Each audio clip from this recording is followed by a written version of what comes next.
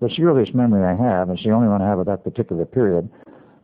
I have no memory of being in a baby carriage. I have no memory of doing this sort of thing. Like this current, I mean, I did have a crib. But at this Christmas party, there was a small Christmas tree on the table, on the top of Mother's grand piano, mahogany thing, about this high. And I was a little shorter than this, as would be expected. I was approximately a 9-month-old baby. So I was watching all of this and listening to what was going on with all of the people whom I later identified as the regular relatives associated with the Bilek family, understanding virtually everything they said. Understand what I'm saying. I understood the English and everything they were saying, and I was less than 1 year old. What 1-year-old baby understands the English language, particularly of adults, talking in normal conversation? I did. Major discrepancy number one, which of course I could not resolve for many years. And a few phrases dropped out. I did not understand what was being said, but virtually everything, 80% or better, was understandable. Well, from that point, I grew up as Al Bilek, not knowing any different, not knowing any better. Went through my childhood years. Went to grade school.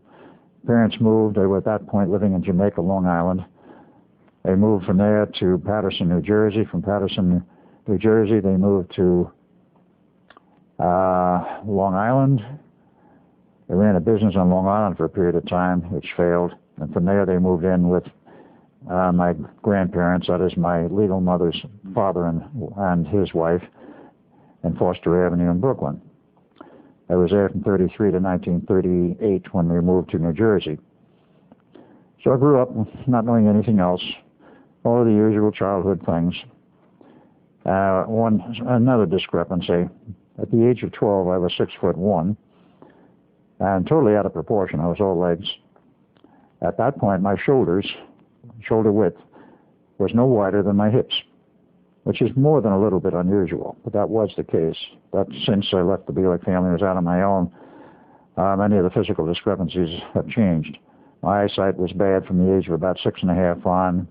I had to wear glasses, rather heavy, to go through school. Finished my high school. I was drafted into the Navy. That was in July 1945. I wound up as an electronic technician. I thought that was rather strange and ironic in a way, and looking at it later. Went through the Navy for a year, and then the war was over, and they sort of twisted our arm to stay in the Navy for at least another year. I refused to do it. We were not under compulsion to do it, and we were not under compulsion to join the reserves at that time.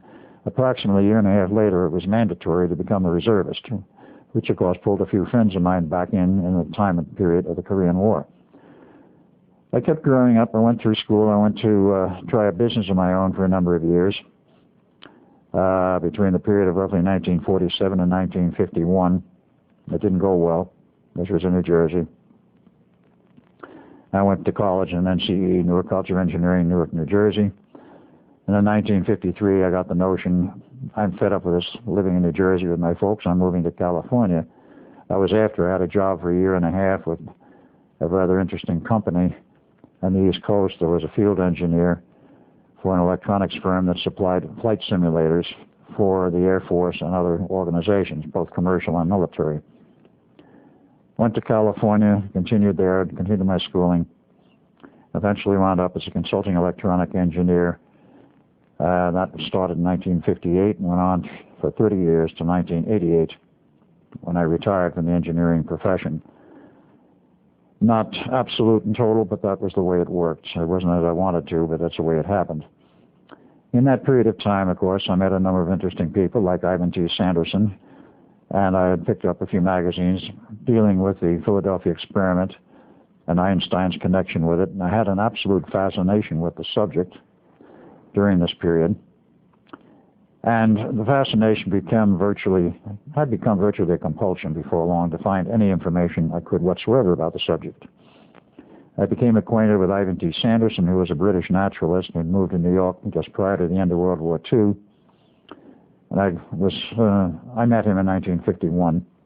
I dropped association in 1953 because of my travels with my company as a flight simulator specialist. And in 1963, I recontacted him while I was in Pennsylvania and became reacquainted, and then I was on his staff. He also had a great interest in the Philadelphia experiment, and since he had been in intelligence, British intelligence, was a sort of a special guest, if you will, in the Pentagon almost any time you wanted to go down there and talk with the intelligence people and other officers in the Navy. And they tossed around a lot of subjects. UFOs was common gossip at that time, well recognized and accepted by the military, but not for the outside public's consumption, totally internal. And he couldn't find anything out about the Philadelphia experiment. He was certain that something had happened. The only thing the Navy would admit to him was a DE-173 and others. They wouldn't say more than that.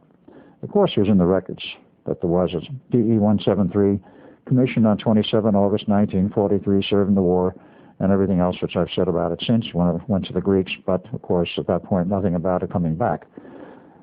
And he couldn't find out a thing. I couldn't find anything out, but my interest remained. A series of books were written after that, starting in 1978. The first one was entitled Thin Air by two authors whom I do not know who they are. It was a fiction story, basically, but the background information they gave regarding the Philadelphia experiment was quite accurate, speaking in retrospect.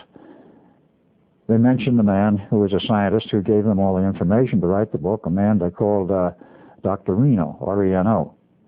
No connection with Janet Reno. And described the house and the fact that he loved cats, and the place was a total dismayed wreck, all of which was absolutely correct fact. And then, of course, came the next book, next year, 1979, The Philadelphia Experiment, Project Invisibility by Berlitz and Moore. Now, Moore never got his facts straight, but there's one or two things in there which did hang together. And again, the mention of Dr. Reno, describing the same location, that this is the source of much of their information. Except, obviously, they didn't get enough of correct information from Dr. Reno, who turns out to be Dr. John von Neumann. That, of course, took quite a bit of detective work and quite some time to find out. Well, I went on my merry way, and in I was a member, of course, since this is of importance, of the USPA, United States Psychotronics Association, originally in its founding year in 1975 called the U.S. Radionics Association, but they changed it the next year because of the connotation of radionics and the somewhat bad taste it had in the mouth of scientists and some other people. They renamed it the Psychotronics Association. I was a founding member, and of course the thing is not defunct. It's in limbo today. It's not what it was, but they still have meetings. Through that organization and its annual meetings, I met Preston Nichols. And Preston Nichols at that time, this was 1981, was probably still involved with the Montauk Project, of which I had no recall at the point of time I'm referring to. And sometime later, it was actually 83 I met him, not 81. And in 85, he was at another conference and meeting for the USPA, in which he brought a new assistant called Duncan Cameron. I knew nothing about Duncan at that point because I was still, shall I say, heavily under the weather of a very heavy brainwashing, both for the Philadelphia experiment and my involvement in the Montauk Project. And I might add, for many other projects. Well, I saw Preston there. He gave a paper in 85, and Duncan was part of that presentation. And I saw a person I considered a psychic sensitive. I had a sort of feeling of kinship to him. And I cornered him one day in the cafeteria of this facility where they're holding the meeting, which was in Dayton, Ohio. And we talked for about 2.5 hours. About halfway through this, I got this strange feeling in the pit of my stomach. I knew this guy from someplace. So I finally asked him, I says, Duncan, do you have any feeling, any idea that possibly you know me from somewhere? He said, yes. I says, I do. I says, from where? He says, I have no idea. And I said, I got the same feeling. I also have no idea where it's from. Before the meeting broke up and we left, Preston had invited me to come visit him sometime at his lab facility on Long Island. Now, this meeting was held in July of 1985, and I availed myself of his invite in August of 85, Duncan Cameron saying he would put me up at his house on Long Island, which is fairly close to where Preston lives. I still couldn't figure out where I knew him from, but I had the feeling, well, is it possible it's from a past life? Well, that was part of the answer, but that was not the real answer I was interested in. I won't go into all of the ideas about reincarnation. That's not part of this story, not part of this presentation and the facts which I'm trying to deal with. In August of '85, I went there, stayed at Duncan's place, intending to stay a weekend. I wound up staying 2 weeks. And on one of the visits with Preston, he says, I want to take you two out to a place on the eastern tip of Long Island. I'm not going to tell you what it's all about, but I know you two are sensitive, and I've been out there many times because I'm a surplus electronics dealer, but I know you guys hadn't been there before. Well, of course, that turned out to be the biggest joke of the century, but at that point, we didn't know it was any different. And he took us out in his truck, or his car at that time. He had a van. Took us to the base, parked to the parking lot outside the base. The fences were down. It was totally deserted, and we wandered all over the place. And I could feel, as Duncan did, some horrendous projects had taken place there in the recent years and was obviously completely shut down, totally abandoned, with wrecked equipment everywhere, unwrecked, completely intact electronic equipment in the buildings. The doors were unlocked. There was nobody to patrol the place, nobody looking after it. It was like somebody packed up and walked out and left this huge base with all this equipment and many, many military buildings behind. A huge power plant, this giant radar tower, and we couldn't figure it out. But we had the feeling that something terrible had happened there, and this was the key to what happened later. Terminated the visit, of course, and I went back to where I was living at that time, which was Phoenix, Arizona. I continued my employment and work, and eventually, in 1986, in the second visit, which was in May of 1986, after having talked with some friends in Phoenix, one of whom was a engineering minor at that point at ASU, but contacted me because of my interest in Tesla and some of Tesla's work. And he had a group of friends, the three of them, together we talked. I told him about my visit to Montauk Point and this huge installation. I said, we're totally abandoned, but walking around it. Says, my guess was that somebody spent an enormous sum of money on this operation. My guess at that time was $50 billion, which wasn't too far off from the mark. Little did I know at that time that this guy, Lenny, full name Lenny Perlstein, was the nephew of Senator Barry Goldwater. Well, the story, of course, went to Goldwater. Goldwater was still a senator at that time, and he was also chairman of the Armed Services Oversight Committee. Well, he started looking through the records of Congress and the Senate to see if any money was spent on a project out there. He couldn't find anything. He got very frustrated. Of course, there was a military base that had been closed. It was closed in 1968 officially, and the state of New York was supposed to take the place over as a park. But little is known about the underground operations, and some of them above ground. But as our research proved later, this was all run on private money, a private group, and this was going back to 1947. And this was, of course, in the period, speaking of overlapping my life as Al Bilek and Ed Cameron, when Operation Paperclip had been completed and all of the German scientists came into the U.S., they went to work at Brookhaven National Laboratories to continue projects they had been working on in Germany, namely time travel and also mind control. The mind control becomes a very interesting and very strong issue today, but I will go into it because it wasn't a strong issue at that time, but was one of the research programs. They were kicked out of Brookhaven in 1968 because somebody started reading their monthly reports, which are required of a tax-supported scientific institution. They looked for a new home. They found it at Montauk Point, and the military people. They moved in. The military people, shortly after that, moved out for the most part, and they continued their operations, funded privately, without any government money. Therefore, there was no need for an oversight on the place. But, of course, our dear intelligence people, not to berate them, CIA, NSA, ONI, Office of Naval Intelligence, DIA, all of them knew everything that was going on. And, of course, they were working with the people who were there because there was another aspect to this which the public has never learned, except in a few cases and instances. And very few people know about the Montauk research program out there at Montauk Point unless they were part of it. And there are quite a few people around today who were part of it. That program went into high gear after 1968. It's a very long and drawn-out story, but basically the continuation of German research took place there, and because of certain UFO activities and what happened in 1954, this is part of the public record, which is still concealed, but it is public because I have read not the records, but private letters of communication from somebody who was witness to this at Edwards Air Force Base. Believe it or not, a UFO landed in the middle of the base. The aliens got out, said to the scientists were there, including CIA, who has some very good scientists. They do have some excellent technical people. There's no question about it. Said, okay, you guys think you're so smart and know what it's all about. See if you can get into our ships. We'll just stand by and watch you and see what you can do.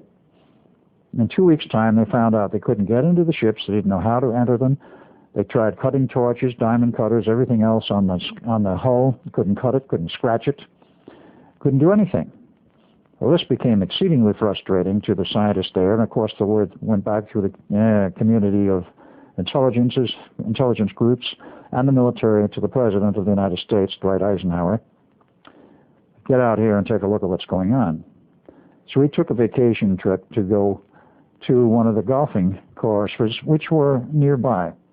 Eisenhower was known as the golfing president. He spent a lot of time on the golf course. So we took a little trip to California, and then disappeared one night or one weekend to Edwards. And he witnessed the ship, and they wouldn't let him get up right next to it. They wouldn't let him talk to the aliens. But the record is that the military told him, this is technology, we have no idea what it is, and we've got to buy time. Make a treaty. We don't care what kind of a treaty you make one, we've got to buy time. So one was hammered out, which in essence, the name of the treaty, for the record, was the Greada Treaty. I'm not going to say how I found that out.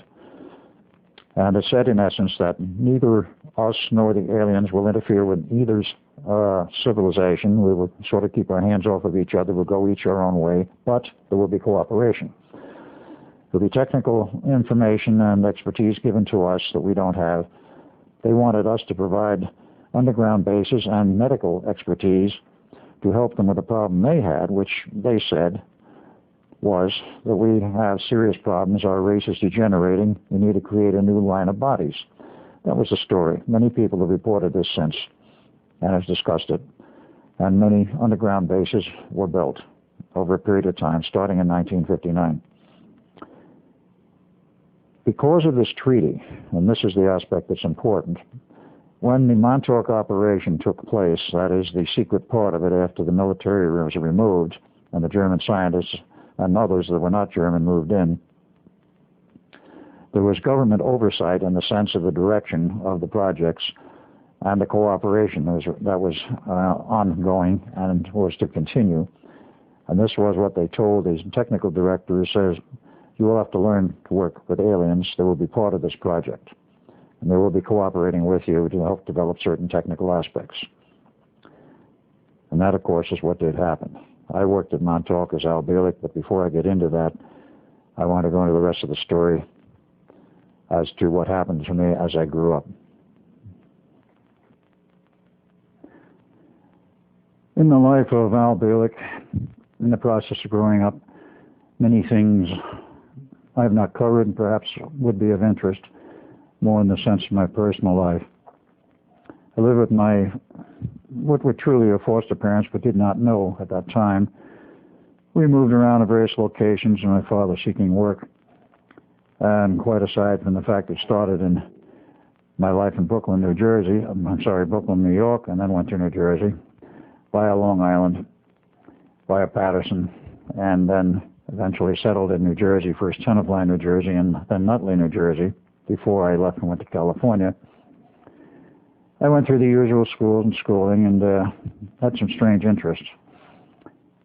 Perhaps not so strange, but for, let us say, what was considered the norm at that time, for a kid in junior high to be avidly interested in sci-fi and science fiction was not considered that normal. I was not athletically inclined. I didn't engage in any of the sports. And didn't really have much in the way of girlfriends. I was academic. I even had earned the dubious title of being a walking dictionary when I was in junior high, which perhaps proved to be true later.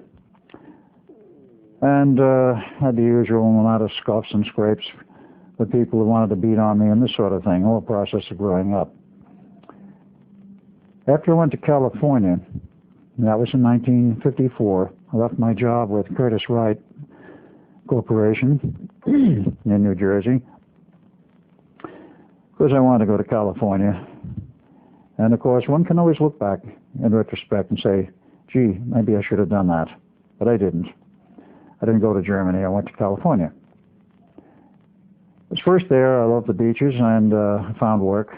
Worked as a technician, and I continued my schooling and eventually became a consulting electronic engineer. First company I worked for as an engineer was, one was later called Aerospace, but at that time it was called Space Technology Laboratories. Met a lot of interesting people there, and throughout my history in California, which was from 54 to 60, minus a year out in Hawaii for Los Angeles Corporation. Met many interesting people, pursued a lot of interests, and really liked very much the Southern California climate, the whole attitude of people living there, rather loose-knit, not nearly as rigid as the East Coast. Because of that, I've largely stayed in the West ever since. Many strange things happened during that period. I want to cover them very lightly. In 1954, in my driving all over Southern California, up in the deserts, every place, out of Los Angeles, San Diego, trips to San Francisco, I used to drive up in the area around Malibu Beach. And on one of the canyon trips up Topanga Canyon, coming back down, I happened to notice a group of buildings with a name on the side behind a chain link fence, a heavy metal steel fence. And I always got a peculiar feeling about that place, something which I could never explain at that time. Even got to the point where if I park and look at the buildings, why I wanted to park and look at the buildings, I could not explain then. The answer has long since come back to me. I would sometimes pass out in the middle of the